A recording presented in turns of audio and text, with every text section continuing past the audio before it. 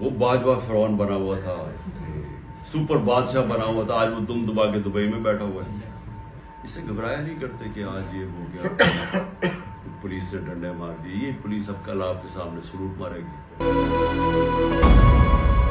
آپ سروں کے اوپر ایک مشکل وقت بھی آپ نے دیکھا، یہ باہر مشکل وقت ہے، اور پھر یہ جو پولیس نے ظلم کیا تب بھی کیا، اور ابھی آج یعنی کوئی کسی نے ان کو تنگ نہیں کیا لیکن انہوں نے ظلم کیا. ٹھیک، دیکھو ایک چیز یاد رکھیں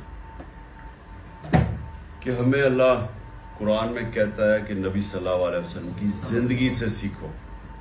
سمجھے نا؟ وہ کسی وجہ سے کہتا ہے کہ ان کی زندگی سے سیکھو. کیوں کہتا ہے؟ کیونکہ دنیا کی تاریخ میں کسی انسان کو اللہ نے اتنی کامیابی دی نہیں جو ان کو دی، اور ان کی زندگی کیا تھی کہ بڑا مشکل وقت سے وہ نکلے تھے. ہمیں کیوں کہتا ہے اللہ کہ ان کی زندگی سے سیکھو؟ کیونکہ ان کی زندگی ایک جد و جہد کا نام تھا. وہ اللہ کے حبیب تھے. اللہ چاہتا تو ان کو پہلے دوسرے دن ہی مدینہ کی ریاست دے کے اور عروج دے دیتا، لیکن 13 سال اللہ نے ان کو مشکل ترین وقت سے گزارا. اس کے بعد مدینہ میں جب وہ آئے تو وہ بھی ایک 313 لوگ تھے لڑنے والے جنگ بدر میں، اور جنگ احد میں اور خندق میں بال بال بچے. وہ ختم ہونے لگی تھی، خطرے میں تھی. لیکن اس مشکل وقت سے نکل کے دنیا کی ان لوگوں نے پھر امامت کی. ایک قرآن کی آیت ہے کہ ہر مشکل کے بعد میں آسانی دیتا. لیکن مشکلیں اللہ کی طرف سے آتی ہیں، یہ آپ کی بہتری کے لیے ہوتی ہے. مشکل انسان کو سکھاتی ہے، مشکل وقت انسان کو مضبوط کرتا ہے، مشکل وقت انسان کو لیڈر بناتا ہے. کوئی لیڈر آج تک مشکل وقت اگر اس سے نہ گزرا وہ لیڈر نہیں بنتا. تو اس لیے یہ ہمیشہ یاد رکھنا کہ یہ اللہ ہمیں آزماتا ہے. اس نے قرآن میں کہا میں بار بار تمہیں آزماؤں گا مشکل وقت سے، ہماری بہتری کے لیے. جو سارا قرآن شریف ہے وہ انسان کی بہتری کے لیے.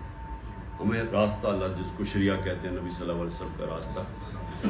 تو اس لیے یاد رکھنا کہ یہ جب ہوتا ہے نا ڈنڈے پڑے، کچھ ہو، کوئی جیل میں چلا گیا، اس سے گھبرانا نہیں چاہیے. یہ انسان کی آزمائش ہے. لیکن جب انسان یہ مشکل وقت سے نکل جاتا ہے اور صبر کرتا ہے مشکل وقت پہ اور جدوجہد کرتا ہے، تو پھر اللہ ان انسانوں کو، اس قوم کو نوازتا ہے. جس طرح اس نے وہ مدینہ کی، ہمیں اللہ کہتا ہے نا کہ ان کے راستے سے سیکھو. تو وہی لوگ تھے، حیثیت کوئی نہیں تھی، کوئی ان کو پہچان ہی نہیں تھی. ایک طرف ایک سپر پاور، دوسری طرف دوسری سپر پاور. تو یہ تاریخ کا حصہ ہے کہ جنگ بدر کے 11 سالوں کے بعد، یہ تاریخ ہے، دنیا کی تاریخ کا حصہ ہے کہ جنگ بدر میں 313 تھے. 11 سالوں کے بعد پہلے ایک سپر پاور گرتی ہے، پھر دوسری سپر پاور گرتی ہے ان کے سامنے. تو اس سے ہمیں کیا سمجھنا تھا کہ کبھی مشکل وقت سے جو اللہ میں ایمان رکھنے والا آدمی کبھی گھبراتا نہیں، آزمائش لیتا ہے، یہ سمجھتا ہے کہ مجھے اللہ اوپر دے رہا ہے، عروج دے رہا ہے، مجھے مضبوط کر رہا ہے. تو آپ سب بھی جب یہاں باہر بیٹھے ہوتے ہیں یاد رکھیں کہ ہمیں اللہ نے کسی مقصد کے لیے پیدا کیا، اور وہ مقصد جو ہے اس کے اندر ہمیں وہ چاہتا ہے کہ ہم مشکل وقت کو صبر سے گزاریں، محنت کریں، اور پھر اللہ اس کو عزت دیتا ہے ان لوگوں کو. جس طرح اس نے جس ہمارے نبی کو وہ عزت دی جو آج تک کبھی کسی انسان کو نہیں ملی. تو یہ سب کے لیے آپ کے لیے سمجھنا.